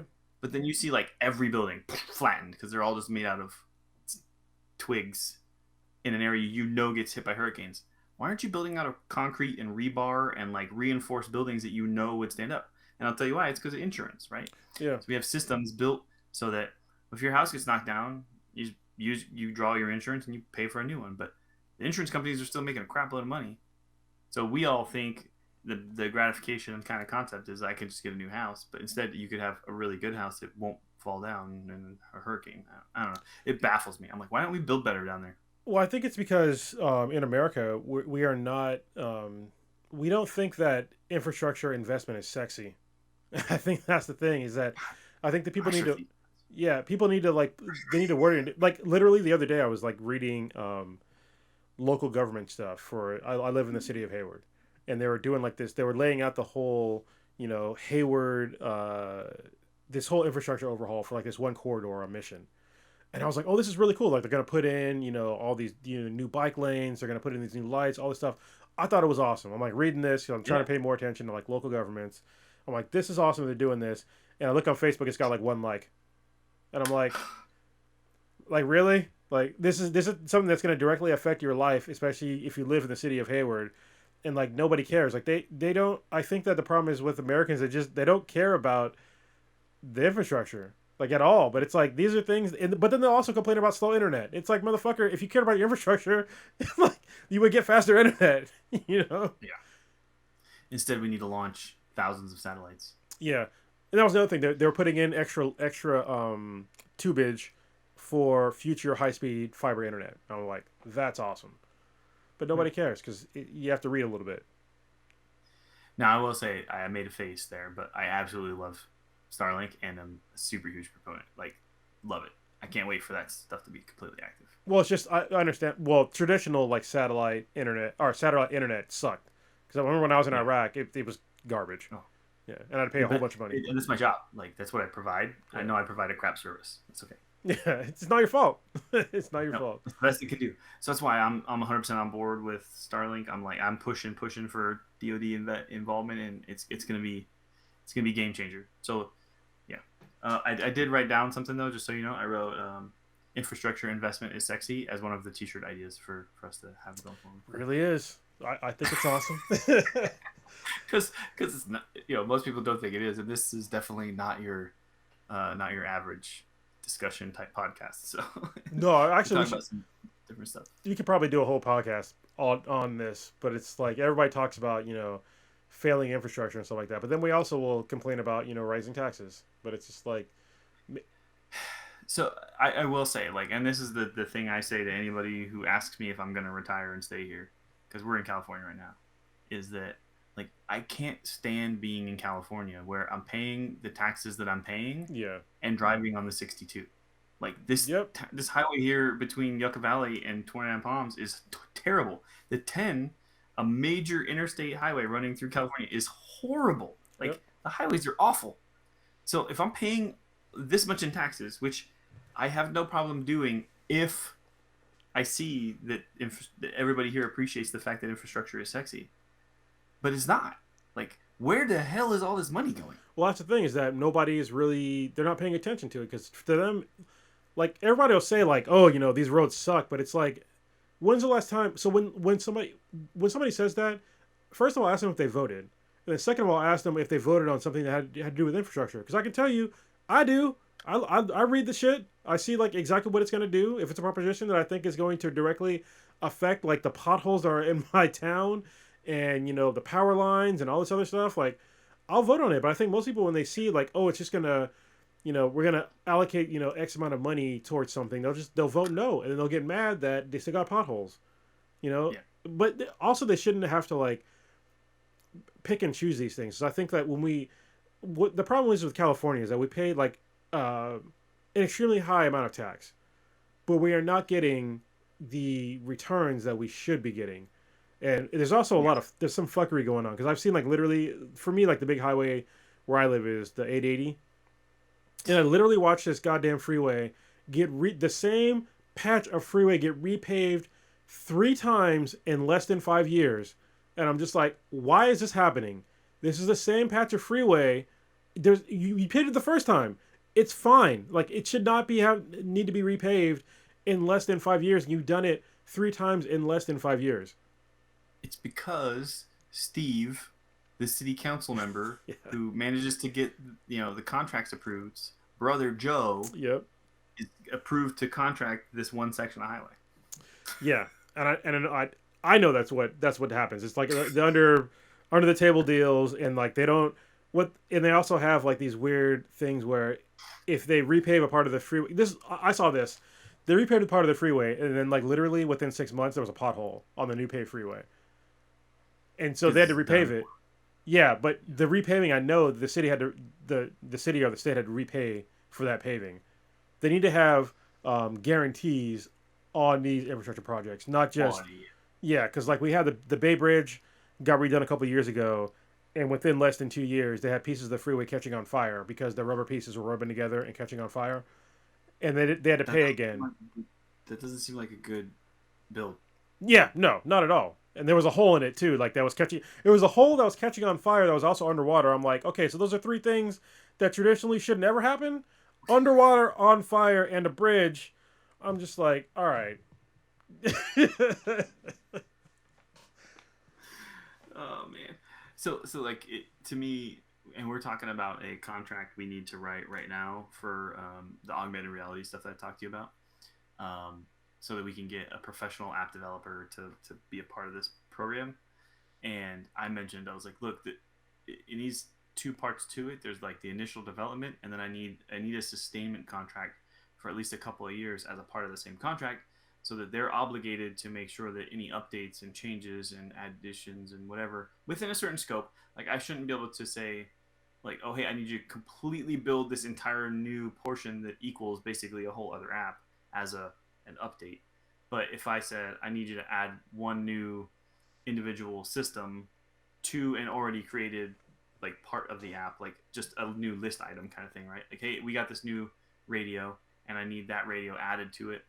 Like that should be within the contract, because that happens. Like within 3 to 5 years, I'm going to get some new stuff. Yeah. And if I want this thing to continue to be relevant to my students, I need that to be a part of the contract. And like, it's those kinds of thoughts that should be a part of these things that I feel like aren't, because it wouldn't mean that Joe, my cousin, still gets more contracts. Yeah, we're way off topic, but it's fine because I'm gonna tell you my story from the company that I work for right now. All right. So when I used to work for Dell and EMC, I was what's called a resident. So they would send me on site to make sure that everything was upkept. I would design your networks. I would implement them. I would install shit. I would do all this stuff for people. And obviously, but I was highly paid for it. But Dell and EMC was smart because they knew that SANs at the time, even now, it's like most people don't really understand how they work, and so they're just like, listen, if you're gonna buy this equipment, you're gonna buy this person. Let me put that a different way. You're going to give a contract that's going to include a person. Go back to our slavery discussion. Yeah.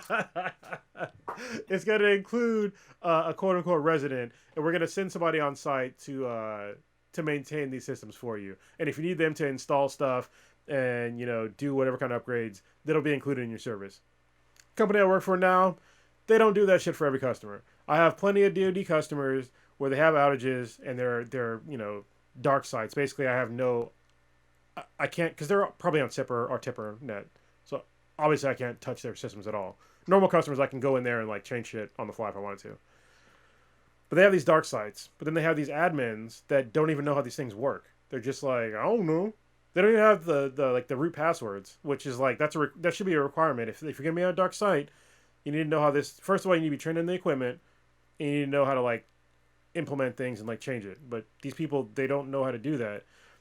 And so I was thinking, actually, I might do it for like an innovation award. It's just like, hey, listen, if we're gonna have these dark sites, we need to like add in like a either an addendum or offer a service to like, listen, if you're a dark site, you need to pay either X amount of money to have a resident on site to be your actual admin, or implement changes and updates and all this stuff, or you need to like sign a waiver to where if we have an outage, then you can't come at us and get all mad and like try to like have litigation that you had an outage because your system was like 10 years behind on code and you got hit with a code bug that we fixed 10 years ago, because that it happens. Yeah, and you have no one who's been there for more than 2 years and has no idea what's going on. Yeah, it's well, I mean they're contractors. Yeah, all that stuff is stuff that has to be thought about, and that's the forward thinking that I think is missing from a lot of stuff that we do in the United States, where it's about now, right? And it's about get it done now, and it's about make sure that I have a thing now, and it's not about what impact does that have going forward. How can we make 5 years from now better, but still get something soon? And I think there's a method and there's a plan for being able to do both. Because my concern is what we do now, which you read Kill Chain, is we only worry about 5 years from now. Yeah. Like, let's build a plan for something way in the future that you can't possibly perceive. What we need is a perception of something that I want to get within a year that can facilitate things and has a plan to be able to expand and meet in needs of 5 years out. But anyways, sorry, way off topic. No, it's all good. Let's wrap it back around. I think when it comes to marriage, I think that a lot of people would be better served on long-term thinking with marriage and not just right now. That was a really good tie back. Yeah. I was just thinking about it. I was like, this could work. I'll make it work. All right. I think that a lot of time when people get married, it's like you're in the heat of passion, and you have all these like super intense feelings about things. But a lot of people, they don't think about like, what is this other person going to be like 10, 20, 30, 40 years from now? Am I going to change as a person with them? Am I willing to sacrifice part of my life to make them happy? Is the other person, conversely, willing to sacrifice part of their life to make me happy? And I think that not enough people have that sort of thinking at all in their life. And when it comes to like raising children, like, are you on the same page with raising children? And I think that's another contention with some people, is like, how are you going to raise your kids? Me and my girlfriend, we talked about adoption for a long time, like many years. And some of it, I mean, it was uncomfortable because I remember. So for her, obviously, I already had a child, and so I've already partially raised a child at the time. So I knew like of all these pitfalls that can happen with children. And we were sitting down, one day, and she was like, I want to adopt now, as soon as possible. And I sat down and I was like, hey, listen, like I know you want to have a kid, we want to adopt, but what if the kid that we adopt doesn't recognize you as their parent? Like, what would you think? How'd that make you feel? And she started crying, and I'm like, I felt bad, but it's just like, to me, that's like a legit possibility. Like, what if this person that we raised never acknowledge us as parents, and they don't call us mommy and daddy, and they just want to go back with their birth parent? Like, how would that make you feel? So those are like serious issues. That's like just an example of like serious issues that people need to talk about before you get married. Yeah, and I wrote down just now as you started talking through like this initial part of this topic too, that like obviously Cindy and I were very lucky, right? That we had compatibility on our ability, our perspective on the effort part of it, because you can fix the other parts as long as you're both willing to, right? because I guarantee if we think back on it, if we talked about it right now, I guarantee we both agree that it was very much a like emotional driven um, teenager, because I think that was her 20th birthday and I wasn't 20 yet, right? So I mean, like it was 100% emotion and passion and the other things driven, but we were lucky in the fact that we were both kind of had the same mindset on marriage and relationships and family and things where it's about effort and work and making sure that you provide a safe space for your kids. Um, we both had pretty rough slash abusive kind of childhoods, so that is a thing that we both agreed on, is making sure that we didn't have that for our kids. Like it was a Yep. protected space. Um, but we also know there are things that as young people trying to raise a child, we could have done better for Logan to make him a more prepared adult now, because there are things we see in him, which I'm sure all parents feel, um, as a now adult, that he's not. We've worked to try to fix for Addison. Like maybe we need to let her figure these things out, and then we'll help her with these things. And this is the amount that we get involved, and this is the amount we say, hey, figure that out, because eventually you're going to have to learn to operate without us there. And so there are some of those things where we had to kind of learn some of those lessons, and probably could have done better if we had waited till later. But it's also he's a smart dude, and he's doing really well. And I think it's just one of those things where we're both very independent, hardworking, like don't need anybody to tell us what to do kind of people. And he was very used to always being able to count on us and rely on us and have someone to go to who's reliable and say, hey, what do you think I should do in this situation? Like, dude, I don't care. That's your situation. Yeah. You figure it out. You decide. It's up to you. It doesn't impact me, and your decision isn't going to make or break your life. Just make a call on your own. And so I think that's a thing we would have liked to have done differently, but I don't think it's gonna. He'll figure that out. It's one of those things that it's an impact of our reality that kind of caused part of his, and that's what happens with parents. Yeah, it's funny because like when you have kids with, well, if you have more than one kid, like I'm getting backlash about this from my oldest kid, is that she thinks that my youngest has such a better life than she did when she was a kid. And I think that what most kids don't seem to understand, me included when I was a kid, is that your parents are constantly evolving too, or at least you hope they would. Your Yeah. parents will evolve. So if I did some, maybe some fucked up shit when she was, when I was raising her when I was a young man, yeah, I'm gonna improve upon that, going forward with her and any subsequent children after her.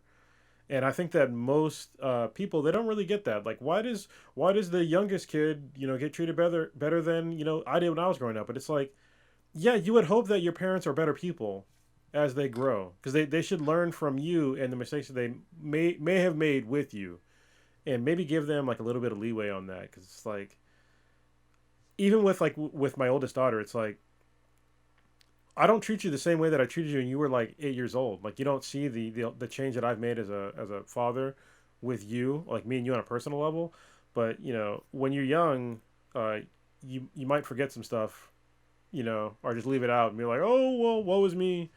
This kid gets treated way better than I did when I was that age. But I mean, if you were that age now, I would treat you, better. So it's like, come on. Yeah, I think so. And I was watching a video earlier, and one of the people in it talked about being like the fifth child. They're like they have four older brothers and sisters or whatever. And so at that point, parents are like, I don't give a fuck. You just whatever. Like, I'm not even. I don't need to get involved in what's going on between your four siblings and like what little bit of involvement I have to do. Like you can figure this out. But I think that builds a person who is more like self-reliant too, which is Yeah. like what I always think we should be, right, as people. And I think your first child, most parents would be like super hovery, super protective, super like I got you, and then they don't have as strong of wings to fly because you held them the whole time. And I think that might be the default situation. And that if you especially if you don't have close siblings who then that older sibling then develops the super like leadership skill things where you're supposed to then protect the next one. The distance between ours meant that he was already kind of separated and on his own at that point. But yeah, it's all different depending on ages, and I think it's kind of silly to think that we wouldn't grow also as people. Yeah. Uh, it doesn't mean it's good growth. Like total separation from the kids is not good either. If you got to the point where you were literally like he said, I'm sure it was an exaggeration because it was funny to say like I'm totally not involved in your progression. Yeah. And that might have been his impression, but that's not the case at all. I'm sure. Yeah. I don't know. Yeah. I think when you become a parent, things they change. You know, I think it changed perspectives. Like it definitely changed my perspective for like the better and worse when I think about like my parents. But it's also kind of weird because I don't have either of my parents. Like it's something I was talking about the other day with my girlfriend. I was just like, it's really weird that I have like I'm the only person that I know in my life that on like one side of my family I only have two relatives. That's literally it, and they're all younger than me. Like they're two of my cousins. They're younger than me, but everybody else, you know, they have like this whole litany of like family to really lean on. On my mom's side, well, my mom has passed away too, and I have more family on that side. But even with them, what the fuck just happened? You still there? Oh shit! I think this crapped out. So I'm gonna bullshit for a minute, and hopefully his internet comes back up. There we go. All right, I was just bullshitting because everything froze. You there now? Yeah, I can still hear you. Okay, cool. Everything froze. But yeah. Shit. Now I forgot what I was talking about because I was looking at your frozen face. Or limited family, like limited number of relatives that you have, and you said you have a few more on your mom's side.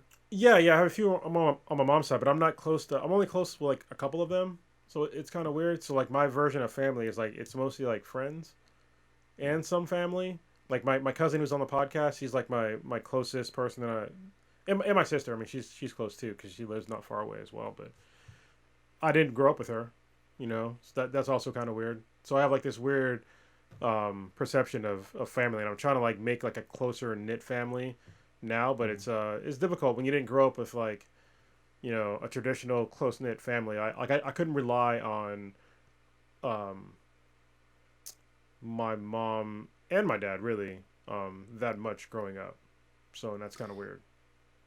Yeah, And you I were could totally. more extreme than me. Yeah, What's that?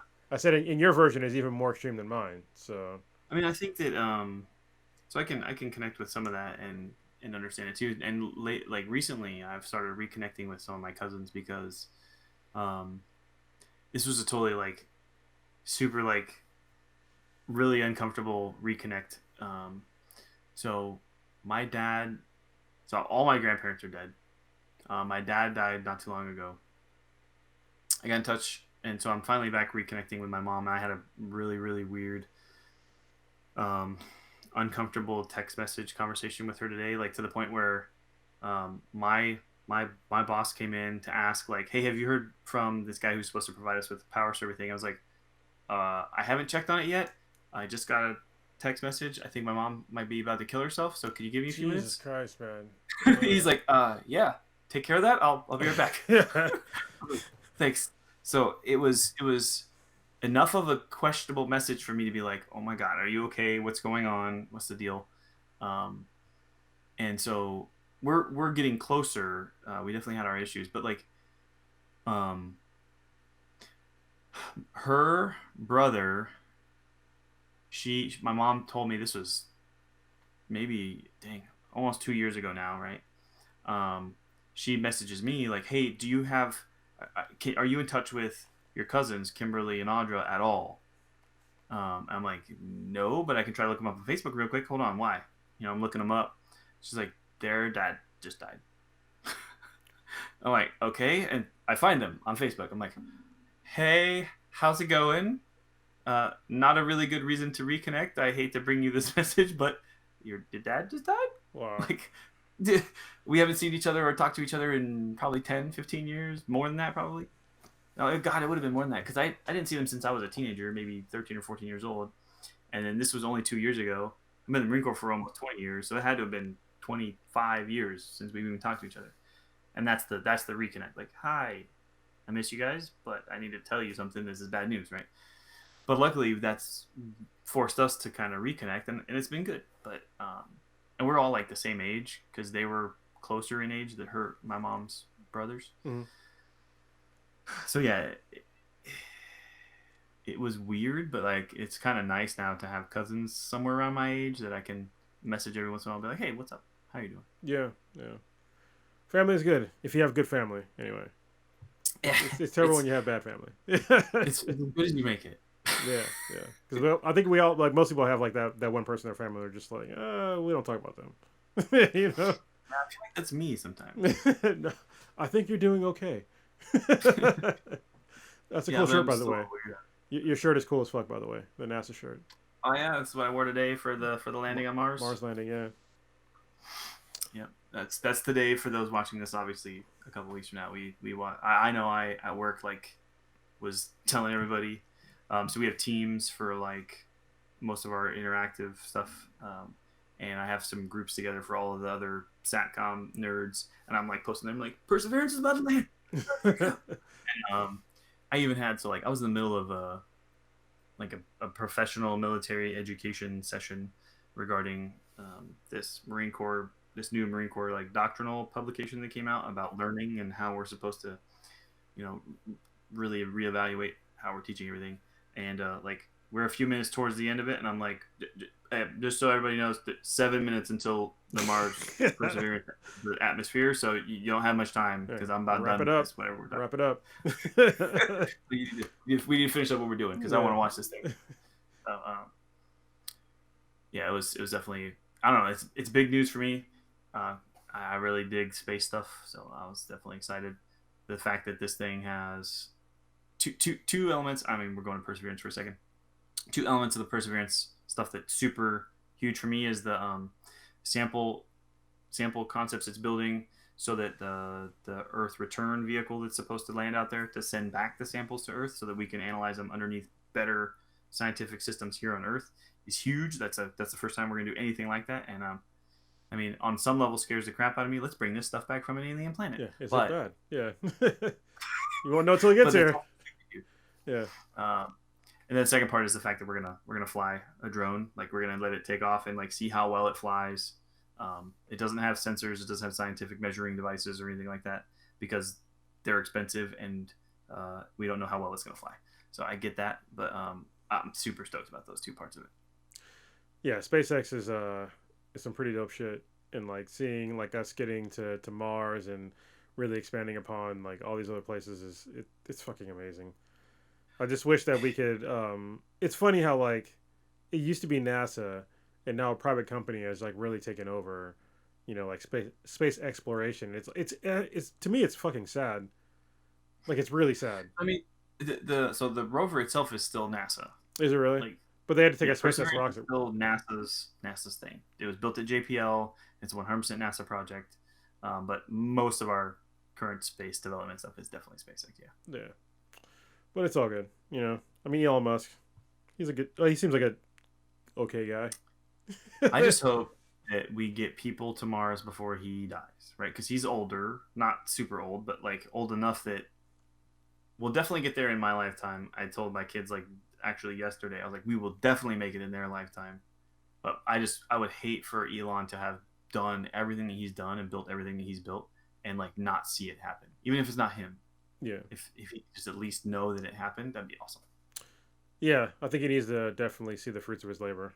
So, and it's been significant. Yeah. I think that even with his like quirkiness, I still like listening to him talk and stuff like that. And I was listening to something to him today about his like requirements of people working at like Tesla and other, things that he owns. And for him, the main thing is like innovation.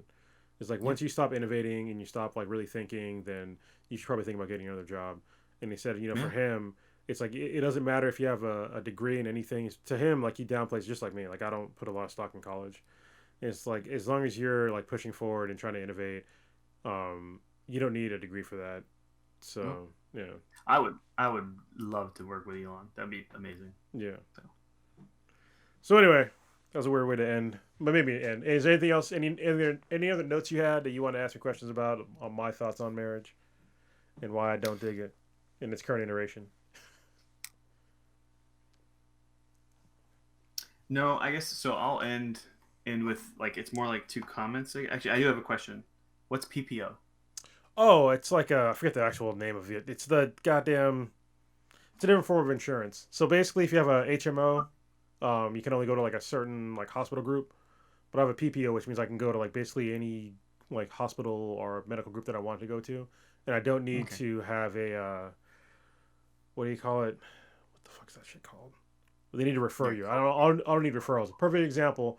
I started to get cauliflower ear from doing jujitsu, and I went to my Yeah. doctor, and I was like, "Hey, my girlfriend has like cauliflower ear. Can you please fix this?" And he looked at it and he was like, "I can fix it, but you're probably better off just getting plastic surgery done." And so he's like, "Just find one, and you're good. You have a PPO. You're fine." So I did it, and it was Okay, lower no cost. gotcha.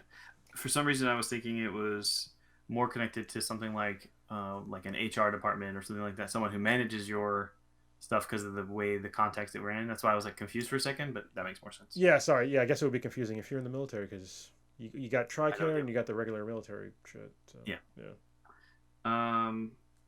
So then I guess I would say, so at some point we mentioned like marriage basically gets the government involved in your relationship, and my kind of default position is whenever the government gets involved in anything, it turns to crap anyways. So I totally get how you could see that that would be a problem with it. Yeah.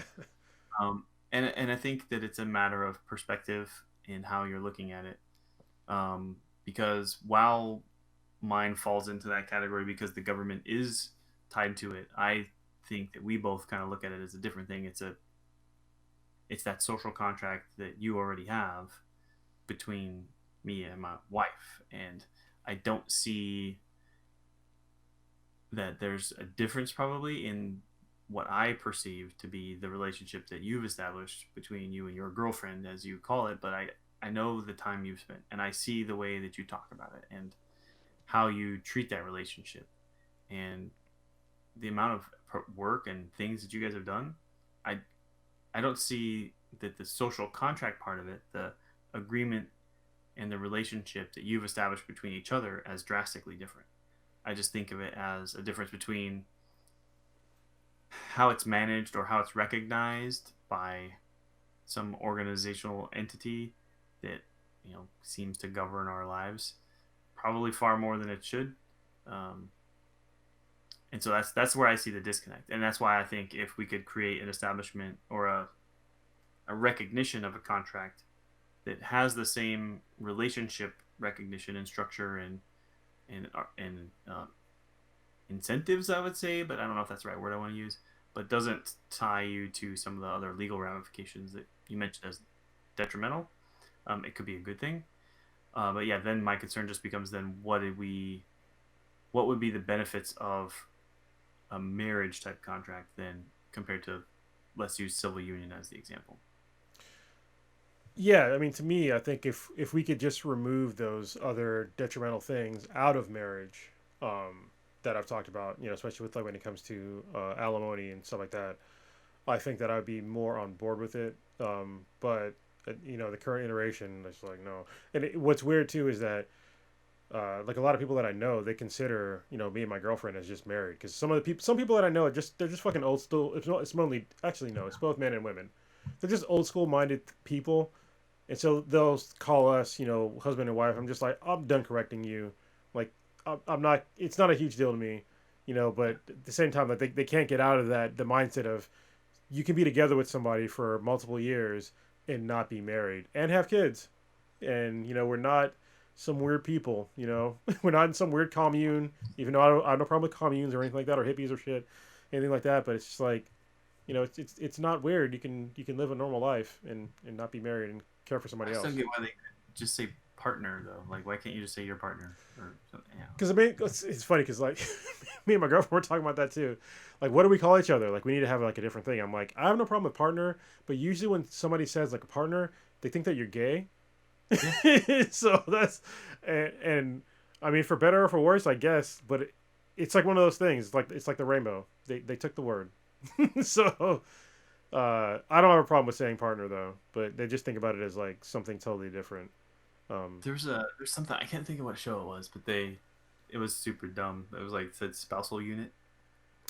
yeah, I can't remember what it was. Like, hey, my spousal unit. I'm like, that's really weird. Well, this is what I'm already hitting like a mental like pushback on myself because like yeah we need another word, but at the same time I don't like the idea of like 35,000 genders because it's like a whole bunch of new words and it's like Yeah. maybe I should need to rectify it. I don't know. The so I told you, she had to go through some like training to make sure she's prepared to teach this sex ed information that the state of California says she has to teach these fifth graders, uh, boys and girls all together in the class at the same time, learning about each other's parts, right? Um, so like, opening slide for the brief has the name of all of the like doctors that are educational specialists, or I don't know, maybe also health specialists that were a part of creating this presentation. Every single one of them had like what their preferred pronouns were, Like he and her and like yeah every one of them had that afterwards. And my wife, even like, she's like, do I need to start putting that on a thing? Is that like a thing like I have to do? Am I required to tell people this? Is like, if you don't care, then don't worry about it. But it's that people are concerned and want to make sure that they make people feel comfortable. But like, I feel like it's being done in the other direction, where if you're a person who needs to be addressed specifically, then let us know. But if you don't care, then you don't shouldn't need to put it out there. But I think there's also people who are saying, if all of us just put it there, then it doesn't make it unique or special or uncomfortable for those people who do want to be addressed specifically.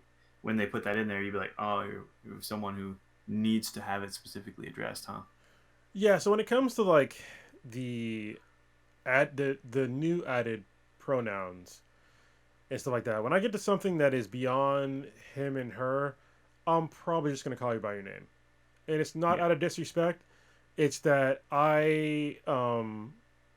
there's only so many things that I'm going to remember. So unless we become close friends, Yeah. you will just be your name to me for basically forever. Because if I remember your name, to me that's enough. But if I have to remember a whole bunch of other extra shit that I'm really, to be honest with you, I don't want to sound disrespectful, but shit that I'm not interested in, like I don't understand why I can't just call you by your name. I think that's respectful enough. And also the whole thing about the whole respect thing. I think that people they seem to have forgotten like what the word respect really means. In English, it means admiration. It means to admire somebody. And so when people are demanding respect by somebody that I don't know who they are, I cannot possibly respect you if I don't know you on a personal level because you could be a piece of shit. The fact that you're gay or some other pronoun doesn't even occur to me. I don't know you as a person to know if you are worthy of my respect. So on a human level, uh, your deeds will show me if you're worthy of my respect. I will still consider you, I still want you to have all the rights as a human being. I don't want to belittle you at all, but also I'm not going to respect a stranger. So you shouldn't respect Yeah. me So either as a stranger. what you're what you're saying too, and framing it maybe another way, is that you respect them as a human being. You respect them as a person, as an individual. But I don't have to respect you as you who you are because I don't know who you are. Yeah, yeah, We all deserve a certain amount of respect, a little bit, right?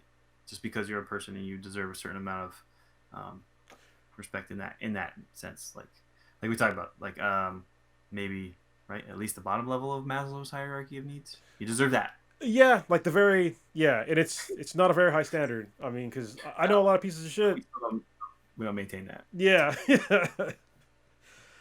Anyway, But we got to end on a high note, please. I don't want to end with that. People are gonna be mad. yeah, I do. I have one last thing because you mentioned it and it made me think about it. So I have to think that there's a reason that situations like alimony and child support as a part of a divorce are a good thing, right? So that there are reasons these systems exist. Oh yeah. How did we take what was a good system that was probably put in place in order to protect some people?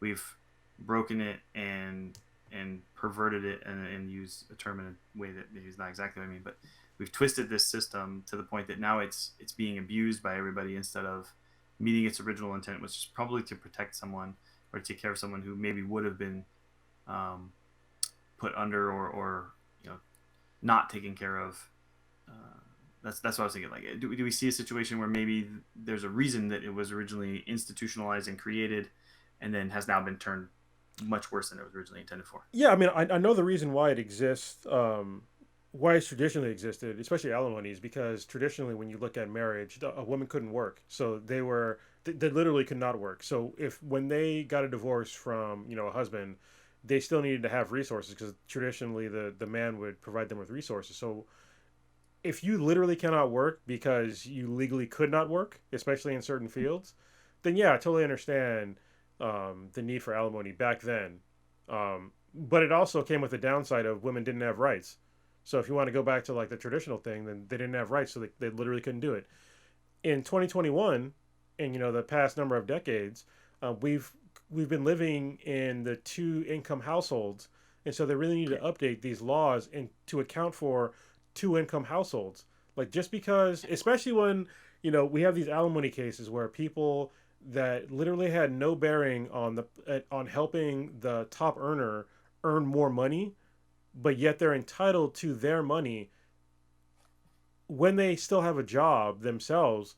Like I don't understand. There's a huge disconnect there with that. Like how are you entitled to this money when there's nothing stopping you from working? You likely were working anyway, but you're still entitled to somebody else's labor for potentially the rest of your life. That's insane to me. Yeah, and as soon as you said it, I like rolled my eyes and I realized I was like, ugh. As soon as the word entitled Yeah. is used, like I start losing my shit because like no one is entitled to anything other than like those basic things we talked about. Like I don't I don't know anybody anything else. They don't know me anything other than like basic civil, you know, recognition of each other. Like I don't know. The way I always put it is like I shouldn't. And this is like the state of man thing. If you're put on an island, those discussions, right? The Yeah. mental thoughts. Like if we're walking down some city street, we don't expect someone to just stab us. Yeah. Like it shouldn't happen. That's the amount of, that's how much we owe each other. like like that you are civil and that you act appropriately with each other. We don't owe you to be given anything. So to feel entitled to like someone else's pay and someone else's work and someone else's labor, like you said, no. In no case is that true. Now, if like you said, the example is that you didn't specifically contribute to the ability for that person to advance their earnings or provide for your family, then they don't owe you anything. But I wrote it down as like, because as you described it, like so the woman was not allowed to work, so wasn't able to have her own income. So then the alimony basically becomes like a carryover until she was able to get married again, Yeah. because that's all you were expected to do, right? Was move from one marriage to the next. And yeah, so that's definitely not the system we're operating in No, today. no, not at all. I mean, women can work. Yeah, If you want to get into the whole uh the gender pay gap, that's a whole different conversation.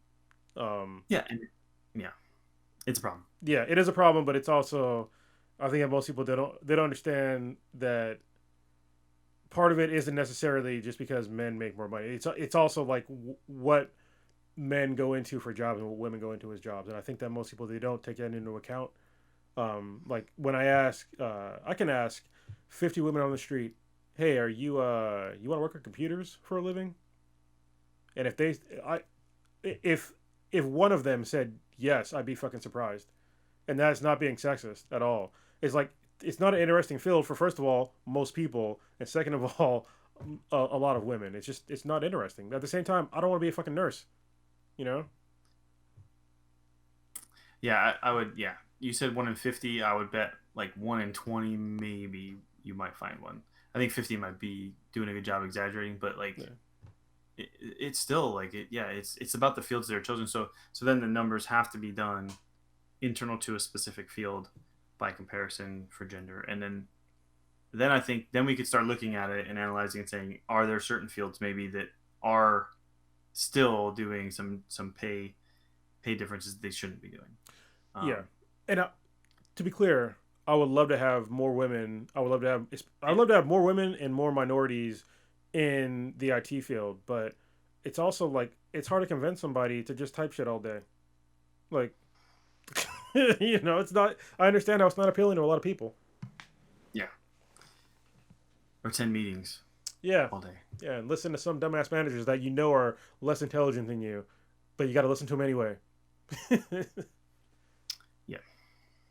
But my But yeah, boss so is cool though. that was my thought, was like, is there that? And you made that makes sense to me too, where that was the original intent, was to make sure that, you know, this wife, and that's what the system was designed with, was not just tossed out on the street with nothing, in the situation where they weren't even given legal opportunity to be able to get work, Yeah. right? So how do we make sure that they can make their way from that situation into a better one? And I could see that as having been a completely noble reason for implementing the system that has taken it too far to today. So, Yeah, it can't apply. It can't continue to apply and expect the marriage numbers to stay the same. I mean, like it's been plummeting. The marriage rate has been plummeting, and the divorce rate has been going up as well. Um, but yeah, I mean, we got to fix it. So maybe me and you can do it. I mean, honestly, if we can get a bill at least like put on the table, I'd be very happy. Even if it didn't pass, I'd just be happy that it was fucking written and that somebody at least draws attention, because pretty much there's very few bills that get written, as far as I know, that get written and passed the first time somebody sees it. It takes somebody to actually put it up there so other folks can see that, hey, this is really an issue. You know? yeah. So I mean, to get it to really work, so this might be something, those watching, let us know if you'd be willing to help out too. Most likely what we would need to do is also go with it, right? So we would be there at the state legislature on the day that it's to be done and be a part of that panel to talk about it, right? So we'd have to prepare and talk. I'd go. And, Well, as long as COVID's yeah. done, I'll go. That's what we got. Yeah. It's going to be ready, right, till probably October, November. So I'm hoping we would be able to, but because I'm still hoping to travel this summer. So Yeah. Well, then we could do like a whole podcast on how to write a bill. yeah, and that could be uh, something that can happen before. Maybe that'd be an early one after the season gap. But Yeah. I'm still gonna need to do some research on that one. I've done it once. It's been a while, and it wasn't in California, so I'd have to research California's specific process. But Cool. All right. I think this went a lot better than I thought it was gonna go. So I'm glad. worked out. We tangented to some stuff, but I think we managed to bring it back in a couple times. Yeah, we brought it back. And maybe we'll have like ongoing consequences for this. So we'll see. Okay. All right. Thank you very much for listening to me be negative for an hour. Oh, I'm sorry, almost 2 hours. But yeah. But it's a conversation that need to be had, so it's important. Yeah. All right. I look forward to your next topic on the next podcast, man. Yeah, I'm excited. I have an idea, so Awesome. we'll see. Now I got to think about another one for the 2 weeks from now. Okay. Yeah. Figure it out. I got a list too, so I'll send it over. I'll make sure you check it out. Okay. Cool. Thanks, man. Yeah, talk to you later. Later.